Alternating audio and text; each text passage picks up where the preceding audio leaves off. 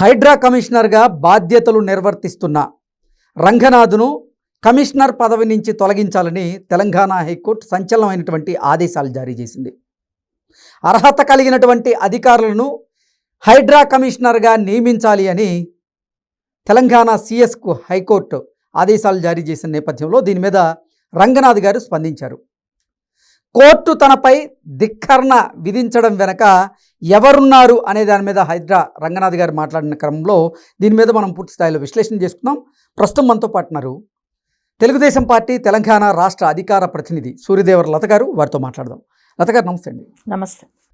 హైడ్రా కమిషనర్గా ఆ పదవి నుంచి రంగనాథ్ గారిని తొలగించి అర్హత కలిగినటువంటి అధికారులను కమిషనర్గా నియమించాలి అని ఇప్పుడు తెలంగాణ హైకోర్టు సిఎస్కి ఆదేశాలు జారీ చేసింది.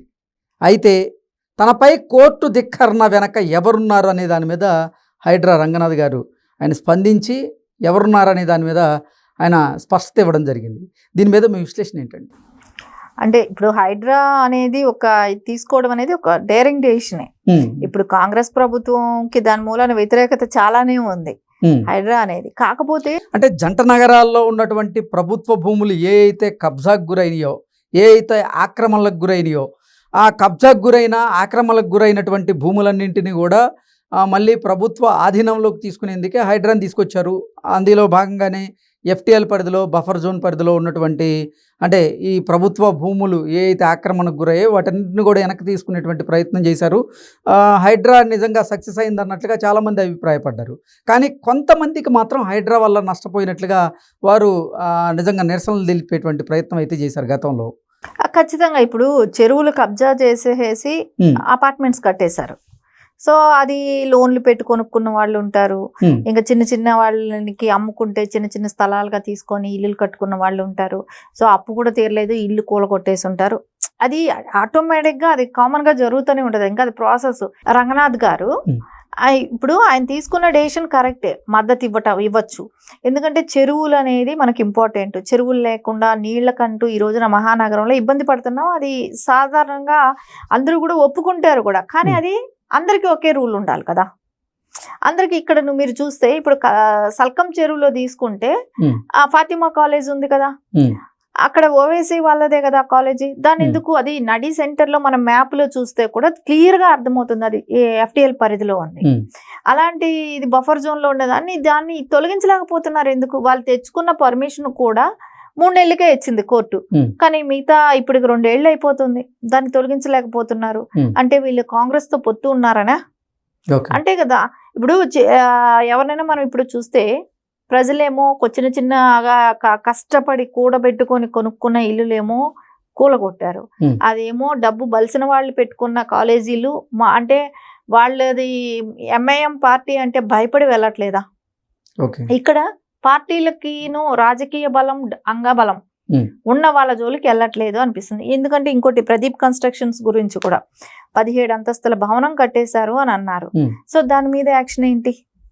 అది బీఆర్ఎస్ గవర్నమెంట్ లో వచ్చింది కదా. సో అప్పుడే కదా వాళ్ళకి పర్మిషన్స్ ఇచ్చారు. అంటే తెలంగాణ హైకోర్టు ఏమో రంగనాథ్ గారు కోర్టు ఆదేశాలను ధిక్కరిస్తున్నారు అంటూ ఆయన మీద ఫైర్ అవుతూ ఉంది. అసలు ఆ పదవి నుంచి ఆయన్ని తొలగించాలని సంచలనమైనటువంటి ఆదేశాలు జారీ చేసింది.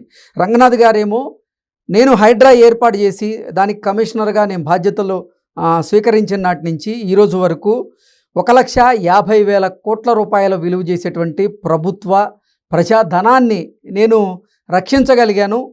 6 చెరువులను పునరుద్ధరించాను, మరో 20 చెరువులు పునరుద్ధరణకి సిద్ధంగా ఉన్నాయి అంటూ ఆయన చెప్తూ ఉన్నారు. ఏంటి, ఎలా చూడాలంటారు? ఇప్పుడు ఆయన చేసేది మంచి పనే. అంటే ఒక వర్షన్ కొంతమందికి నచ్చకపోవచ్చు, కొంతమందికి ఓకే నగరంలో ఇన్ని చెరువులు ఉన్నాయి, ఆ చెరువులన్నీ కూడా కబ్జా కాబడినాయి. అది ఏ టైంలో గతంలో ఉన్న బీఆర్ఎస్ ప్రభుత్వంలోనే 1200కు పైగా చెరువుల్ని కబ్జా చేశారు. సో మొత్తం ఎఫ్డిఎల్ పరిధి కానివ్వండి, బఫర్ జోన్లో ఉన్నట్టు కానీ మొత్తం పర్మిషన్స్ ఇచ్చి ఇష్టానుసారం కట్టారు. నారా చంద్రబాబు నాయుడు గారు ఉన్నప్పుడు 111 జీవో తీసుకొచ్చి ఆ రోజున కొన్ని చెరువుల్ని కాపాడటం జరిగింది. ఆ చెరువులకు కూడా వీళ్ళు బీఆర్ఎస్ వచ్చిన తర్వాత ఏంటంటే దాన్ని కూడా రద్దు చేశారు. 111 జీవోని కూడా రద్దు చేసి దాన్ని పెండింగ్ లో ఉండిపోయింది. ఇప్పుడు కాంగ్రెస్ అది ఎట్లా పెండింగ్ లో పెట్టేసింది, దాన్ని ఇంప్లిమెంట్ చేయలేదు. అది ఎట్లా పెండింగ్ పెట్టడం అనేది ఇప్పుడు హైడ్రా వీళ్ళు వాడి చెరువులు అనుకున్న వాళ్ళు దాన్ని కదిలించరు కాబట్టి. సరే, ఒక విధంగా చెరువుల్ని కాపాడటం అనేది ఓకే. కానీ ఇప్పుడు పేద ప్రజలు ఉంటారు, వాళ్ళకి వేరే చోట స్థలం చూపెట్టచ్చు. వాళ్ళేమి పెద్ద పెద్ద బిల్డింగ్లు కట్టుకోవడం, విల్లాలు కట్టుకునే దానికి కాదు కదా. జస్ట్ ఒక రూమ్ వేసుకొని ఉన్న వాళ్ళ పరిస్థితులు ఏంటి? సో వాళ్ళకి ఎక్కడైనా కొంచెం దూరమైన ఎక్కడో చోట కొంచెం ఆ అవకాశం కల్పించి ఉండాలి. ఇంకోటి, చెరువుల్లో కబ్జా చేసేసిన ఎవరైతే వాటికి పర్మిషన్స్ ఇచ్చారు కదా, ఎవరైతే ఆ రోజున వాటర్ కానివ్వండి, కరెంట్ కానివ్వండి, బిల్డింగ్ అప్రూవల్ అయ్యేటట్టు కానివ్వండి, ఇవన్నీ మున్సిపల్ డిపార్ట్మెంట్ వాళ్ళే కదా చేసింది. సో వాళ్ళ మీద యాక్షన్స్ లేవా? అంటే ఎవరికి వాళ్ళు లంచాలు తీసేసుకొని ఇదైపోయారు. కానీ ఇక్కడ నష్టపోయింది ఎవరు? చిన్న ఫ్యామిలీస్, అవి చితికిపోయాయి. ఇప్పుడు చూస్తే మనం చెప్తున్న ఫాతిమా కాలేజ్ తీసుకోండి, ప్రదీప్ కన్స్ట్రక్షన్స్, ఇట్లాంటి వాళ్ళ పరిస్థితులు ఏముంది? కోర్టుకి వెళ్తున్నారు, స్టే తెచ్చుకుంటున్నారు, కొద్ది రోజులు నడుపుతున్నారు, ఆ లోపల మీరే వదిలేస్తున్నారు, టైం ల్యాప్స్ అయిపోతుంది. సో చాలా వరకు చెరువులు పరిరక్షించామని అన్నారు, ఓకే, ఒప్పుకుంటాం. కానీ మిగతా విషయాలు ఏంటి, మిగతా వాళ్ళ సంగతి ఏంటి అనేది ఇక్కడ క్వశ్చన్ అందరికీ, ప్రజలకందరికీ. ఈ రోజున ఆయన అంటున్నారు, రంగనాథ్ గారు అంటున్నారు, ఈ భూ కబ్జాదారులే నా మీద వ్యతిరేకంగా ఇలా కోర్టుకు వెళ్ళి నా మీద కేసులు వేస్తున్నారు అని అంటున్నారు. ఓకే, మీరు ఫేస్ చేస్తారు. రేపొద్దున మీ ఎవిడెన్స్, నేను కాపాడాను, చెరువుల్ని కాపాడాను, నేను ఇది ప్రభుత్వ భూముల్ని కాపాడాను అనే మాట మీరు, మీ వర్షన్ మీరు చెప్తున్నారు. మేమనేది ఏంటి, జనరల్ గా ప్రజల ఒపీనియన్ ఎలా ఉంటదంటే, అందరికీ న్యాయం అనేది ఒకటే, చిన్నాడని లేదు, పెద్దాడని లేదు. రాజకీయ అండ ఉంటే ఒక న్యాయం, అండ లేకపోతే ఒక న్యాయం కాదు కదా. సో అందరికీ ఈక్వల్ గా చేయాలి కదా అనేది ప్రజల నుంచి వచ్చేది. సరే, ఈ రోజున ఎవరైతే మీ భూ కబ్జాదారుల దగ్గర నుంచి ఉండేది, రేపు పొద్దున మీరు కోర్టులోకి వెళ్తారు, ఫైట్ చేయగలుగుతారు, చేస్తే మీకు ఫేవర్ గా కూడా వస్తుందేమో. సరే, మీరు ఇప్పుడు రంగనాథ్ గారు ఏదైతే చేస్తున్నారో అది గవర్నమెంట్ ఏదైతే పాస్ చేస్తుందో అది ఆయన ఇంప్లిమెంటేషన్ చేయటమే ఆయన పని.